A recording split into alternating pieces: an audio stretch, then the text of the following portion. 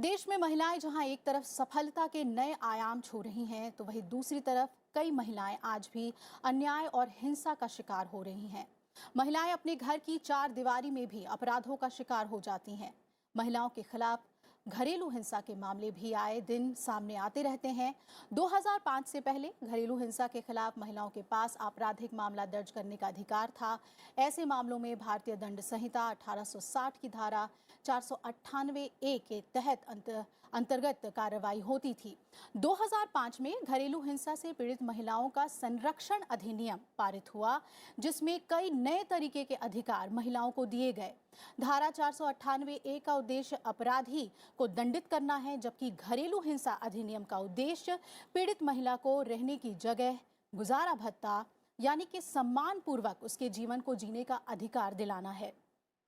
घरेलू हिंसा अधिनियम पूरी तरह से गैर आपराधिक ढंग का कानून है और घरेलू हिंसा अधिनियम का सबसे बड़ा फायदा ये हुआ है कि जो महिलाएं पारिवारिक या सामाजिक दबाव और पुलिस थाने के चक्करों से बचने के कारण आपराधिक कार्रवाई नहीं चाहती हैं, वो अब अपने लिए प्रभावी संरक्षण का उपाय कर सकती हैं। अगर आपके आसपास कोई घरेलू हिंसा का शिकार हो रही हो या आप खुद इसे झेल रही हो, तो आपको क्या करना चाहिए, कैसे आपको राहत मिल सकती है, आज इसी पर हम चर्चा करेंगे। अभिलाषा जी, जो कानून है ये एक क्रिमिनल कानून से हट करके एक सिविल रेमेडी देने का जो प्रयास था और जो एम था इस कानून का कि भाई आपको घरेलू हिंसा बर्दाश्त नहीं करनी है इस वजह से कि आपको बेघर कर दिया जाएगा या आपके पास आपको कोई सपोर्ट मेंटेनेंस नहीं देगा या आपके बच्चे छीन लिए जाएंगे। तो ये कानून इस बात की सुरक्षा देने की बात करता है कि आपको हिंसा बर्दाश्त नहीं करनी है, आप हिंसा के खिलाफ आवाज़ उठा सकते हो और आप अपने लिए ये प्रोटेक्शन ऑर्डर्स कोर्ट से ले सकते हो। ये उस घर में रह करके उसी फैमिली के साथ रह करके आपका जो ये ऑर्डर है वो आपकी कवच की तरह काम करेगा। ये किसी को जेल भेजने का कोई ऑर्डर नहीं है, लेकिन ये आपको प्रोटेक्ट करने के लिए ऑर्डर है। तो इस ऑर्डर की वजह से क्या ऐसे ऑर्डर्स, जो प्रोटेक्शन ऑर्डर्स की बात की गई जब घरेलू हिंसा कानून में, तो इससे फ़ायदा ये होता है कि भाई जो उनकी इमीडिएट ज़रूरतें हैं, घर के ऊपर छत, खाने के लिए फीस, और जो कि भाई वो उनसे बच्चे उनके ना, क्योंकि इन सब वजहों की वजह से महिलाओं के साथ, बच्चों के साथ घरेलू हिंसा वो फोर्स होते हैं घरेलू हिंसा बर्दाश्त करने के लिए। तो ये एक बहुत बड़ा ही स्टेप था in that point of time. In fact जो राइट टू रेसिडेंस की बात की गई घरेलू हिंसा कानून में, ऐसा कोई राइट पहले था ही नहीं। औरतों की शादी होती थी, वो आके ससुराल रहती थी, लेकिन ऐसा कोई कानून नहीं था वो कहता था कि भाई आपको हक है रहने का। सो यहाँ पे पहली बार across the board, whether you are a Muslim woman, Hindu, Christian, सारी महिलाओं को, आप बहन हैं, बेटी हैं, हर कोई को ये अधिकार दिया गया कि आप उस घर में जो शेयर्ड हाउस होल्ड है, आप अपने अधिकार की वजह से वहाँ रह रही हो, क्योंकि कानून ने आपको वो प्रोटेक्ट किया। कानून ने ये डिक्लेयर किया you have a right to reside. तो अगर आपको घर में रहने का अधिकार है तो आपको बेघर नहीं किया जा सकता। जी बिल्कुल। रोहित जी, इस कानून में एक और बहुत बड़ी तस्वीर जो सामने आती है वो ये कि हर तरह की महिलाओं को शामिल किया गया है, यानी कि माँ हो सकती है, पत्नी हो सकती है, बेटी हो सकती है, हर तरह की महिलाओं को इसमें शामिल किया गया है। ये भी इसे बहुत प्रभावी बनाता है। देखिए, ये एक बहुत ही रेडिकल चेंज लाने वाला लॉ था उन सारी महिलाओं के लिए जो घरेलू हिंसा से ग्रसित थी। ये कोई जरूरी नहीं कि घरेलू हिंसा सिर्फ शादीशुदा औरतों के साथ ही होती, बिल्कुल। उसमें आपकी माँ भी हो सकती है, उसमें आपकी बेटी भी हो सकती है, उसमें आपकी बहन भी हो सकती है। तो वुमेन अक्रॉस, इसमें पहली बार इस तरह का एक प्रोविजन है जहां पे हर तरह की वुमेन जो घरेलू हिंसा से ग्रसित है वो उसमें अपना राइट क्लेम कर सकती है। जी।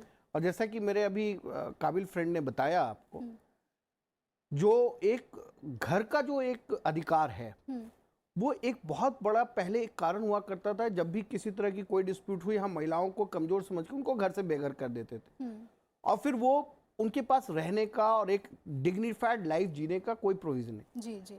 इस एक्ट में सरकार ने पहली बार ये प्रोविजन किया कि अगर आपको घर से बाहर भी कर दिया जाता है शेयर हाउस होल्ड से, उस केस में भी सेक्शन 19 का जो हमारा प्रोविजन है डोमेस्टिक वायलेंस में, जी उसमें महिला कोर्ट में जाके एक रेजिडेंस राइट को क्लेम कर सकती है, और उस सेक्शन के तहत जो भी पर्सन है जो जिसने उस तरह का डोमेस्टिक वायलेंस किया, मोस्टली द हस्बैंड, उनको अगर वो शेयर हाउस होल्ड में रखना नहीं है तो उनको वो रेंट का घर लेके देंगे और वो रेंट उनको पे करना पड़ेगा। और ये नहीं कि वो उनको किसी तरह का एक घर, उनको सेम लाइफ स्टाइल का घर देना है जिस लाइफ स्टाइल में वो पहले अपने मैट्रिमोनियल हाउस में रह रहे थे। तो ये एक बहुत बड़ा बदलाव है। बिल्कुल, ये बड़ी राहत है। रुचिका जी, एक और जो अहम बात है कि इसमें सिर्फ पुरुष के खिलाफ ही नहीं, कोई महिला भी अगर घरेलू हिंसा कर रही है, जैसे हमने कई ऐसे मामले देखे हैं जिसमें सास, नंद इनके नाम आ जाते हैं या अपनी बहुओं के नाम भी डाले जाते हैं, ये एक बड़ी ताकत महिलाओं को दी गई है। और जो लिव इन रिलेशन में महिलाएं रही हैं उन्हें भी हक दिया गया है कि वो भी शिकायत कर सकती हैं। बिल्कुल, देखिए इसमें जब ये 2005 में जब ये एक्ट आया था तो उस समय पे जिस व्यक्ति के खिलाफ ये इस तरीके की कंप्लेंट फाइल हो सकती है, उसमें उस टाइम पे सिर्फ यही प्रोविज़न था कि कोई एडल्ट मेल मेंबर है तब वो आप उनके खिलाफ ये कंप्लेंट फाइल कर सकते हैं। पर 2016 में सुप्रीम कोर्ट की एक जजमेंट आई थी जिसके तहत उन्होंने जो एडल्ट मेल मेंबर की जो रिक्वायरमेंट है उसको उन्होंने ख़त्म कर दिया। और उसके बाद सुप्रीम कोर्ट ने भी इस जजमेंट में ये भी रियलाइज़ किया, सुप्रीम कोर्ट ने भी ये माना कि डोमेस्टिक वायलेंस जो है वो सिर्फ पुरुष ही नहीं करते, उसमें बहुत बड़ा हाथ कभी कभार महिलाओं का भी होता है। जैसे फॉर एग्जांपल अगर आप मैट्रिमोनियल केसेस की बात करें तो जनरली पति के बाद सबसे पहले जो एलिगेशंस आती हैं वो सास के खिलाफ आती हैं, जनरली अगर हम बात करें तो सुप्रीम कोर्ट ने भी ये चीज़ रियलाइज़ करी एंड अल्टीमेटली जो एडल्ट मेल की रिक्वायरमेंट है उसको ख़त्म कर दिया गया। और अब जितनी भी महिलाएं हैं अगर वो भी डोमेस्टिक वायलेंस कर रही हैं, घरेलू हिंसा कर रही हैं, तो वो भी इसमें रिस्पोंडेंट या फिर उनके खिलाफ भी ये केस फाइल हो सकते हैं। जी। दूसरी बात जो आपने कही लिव इन रिलेशनशिप्स की, तो जैसे रोहित जी बता ही रहे थे, इसमें पहली बार ये एक बहुत ही रेडिकल लॉ लेके आया गया जहाँ पे जो लिव इन पार्टनर्स हैं उनको भी एक वाइफ की तरह दर्जा दिया गया है। जी।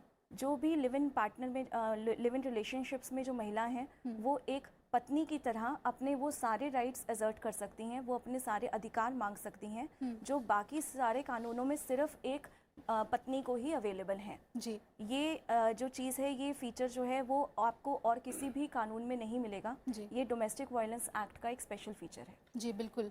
इसमें एक चीज़ मैं मैम के साथ और ऐड करना चाहूँगा जो बड़ा इम्पोर्टेंट है, इसमें जो चिल्ड्रन इंक्लूड किए गए हैं, ये सिर्फ ये नहीं कि आपके जो आउट ऑफ मैट्रिमोनियल रिलेशनशिप जो बच्चे हैं, इसमें एडॉप्टेड चिल्ड्रन, स्टेप चिल्ड्रन, जी, इस तरह के भी जो बच्चे हैं, they are also living relationship से जो बच्चे, their rights has also been provided in this act. Therefore ये एक बहुत बड़ा बदलाव है उन बच्चों और महिलाओं के लिए जो डोमेस्टिक वायलेंस के रेगुलर बेसिस पे शिकार होते हैं। जी बिल्कुल, बहुत ही मजबूत इसे बनाया गया है, ठोस बनाया गया है। घरेलू हिंसा क्या है, आइए ये समझने की कोशिश करते हैं। इस अधिनियम की धारा 3 के अंतर्गत शारीरिक हिंसा, सबसे पहले ऐसा कार्य या आचरण जो महिला को शारीरिक पीड़ा दे, स्वास्थ्य या शरीर को खतरा पहुंचाए या महिला के स्वास्थ्य या शारीरिक विकास को रोकने का काम करे, हानि पहुंचाए, महिला के ऊपर हमला या आपराधिक बल का प्रयोग हो, महिला के साथ जैसे मारपीट करना, बीमार महिला का इलाज ना करवाना, इस तरह की चीज़ें हैं।